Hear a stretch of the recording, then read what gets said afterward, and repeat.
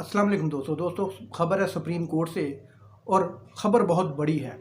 ईद से पहले ही इमरान खान को मुबारकबादों के फ़ोन क्यों आना शुरू हो गए दोस्तों, इन दोनों ख़बरों पर। और सुप्रीम कोर्ट में 3 बंद लिफाफों को क्यों पहुंचाया गया। तो सबसे पहले बात करेंगे सुप्रीम कोर्ट की। पहली खबर यह है कि सुप्रीम कोर्ट के अंदर 3 बंद लिफाफे पहुंचाए गए हैं और इन बंद लिफाफों के अंदर वज़ीर-ए-आज़म पाकिस्तान जनाब मियां मोहम्मद शहबाज शरीफ साहब की किस्मत का फ़ैसला बंद है। शहबाज शरीफ साहब नाअहल होंगे, और क्या सिर्फ नाअहल होंगे या उन पर कोई फ़ौजदारी मुकदमा भी चलाया जाएगा। इन तमाम चीज़ों का फ़ैसला इन 3 बंद लिफाफों के अंदर मौजूद मटीरियल पर गौर व फिक्र करने के बाद किया जाएगा।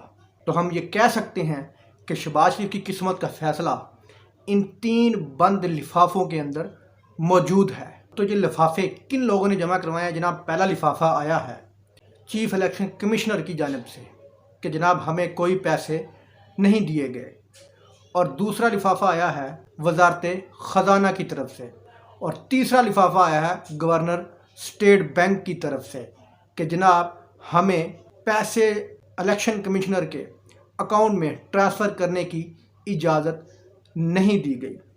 तो सबसे पहले जनाब जो गवर्नर स्टेट बैंक हैं इनकी बारी आएगी, क्योंकि इन्होंने जब मुल्क की सुप्रीम कोर्ट कह रही है कि हमने कहा है कि जनाब आप इलेक्शन के लिए फ़ंड जारी कर दें, तो इसकी क्या औकात है, इसकी क्या मजाल है गवर्नर स्टेट बैंक की कि वो पैसे जारी ना करे।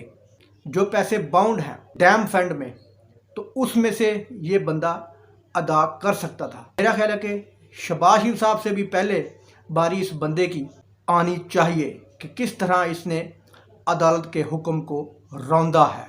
और वजारत ख़जाना का भी गवर्नर स्टेट बैंक के जो स्टेटमेंट की तरह मिलता जुलता बयान उस लिफाफे के अंदर मौजूद है। तो इत्तेज़ार हसन साहब ने पहले ही खबर दे दी है कि ये मत सोचिएगा कि आप जो कर रहे हैं इससे आप बच जाएंगे। उन्होंने वाज़ेह तौर पर कह दिया कि जनाब इंटीरियर मिनिस्टर राणा सनाउल्लाह, वज़ीर ख़जाना इसहाक़ डार और वज़ीर-ए-आज़म पाकिस्तान जनाब मियां मोहम्मद शहबाज शरीफ साहब ना सिर्फ नाअहल होंगे बल्कि इनको 5-5 साल की सज़ा भी हो सकती है और जुर्माना भी हो सकता है। अगली खबर यह है कि नवाज शरीफ के बगैर इलेक्शन हुए तो खूनी लकीर खींच देंगे। तो जनाब ये धमकियां दे रहे हैं जावेद लतीफ़ साहब, जिनका ताल्लुक़ है मुस्लिम लीग नून से।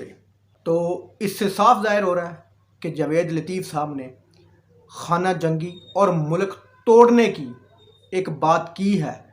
अब देखते हैं कि जावेद लतीफ़ साहब पर कोई ऐसा मुहिब्बे वतन जिसकी गैरत जागे कि उनके ख़िलाफ़ कोई एप्लीकेशन दे दे। कोई चाय पीने वाले को होटल पर बैठे ख्याल आ जाए, किसी दुकानदार को दुकान पे बैठे अपने अखबार में इनका बयान नज़र आ जाए।